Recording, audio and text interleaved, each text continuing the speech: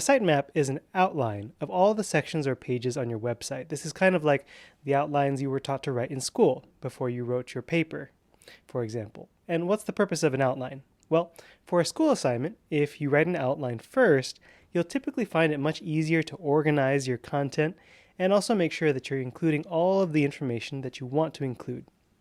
So the same is true for a website. We want an organized place for all the information, and a sitemap does just that. Now, there are some basic pages that almost all websites will have, and those are home, about, contact, privacy policy, and a terms of service.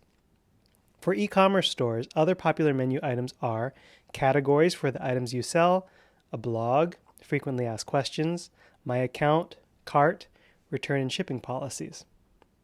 Now let's talk about our product categories in particular. All of your products in your online store need to be in at least one category. This category should be descriptive of the type of product and also understandable by customers. Think too of how your customers refer to your products and whether or not you need to use specific jargon in your category names. Category terms are important not only for visitors to easily find items in your store, but those terms are also indexed by search engines to understand what you're selling. So this is a great place to insert target keywords for a boost in the SERPs. Now you may also have subcategories. If you do, they should be included in the drop-downs on your main menu.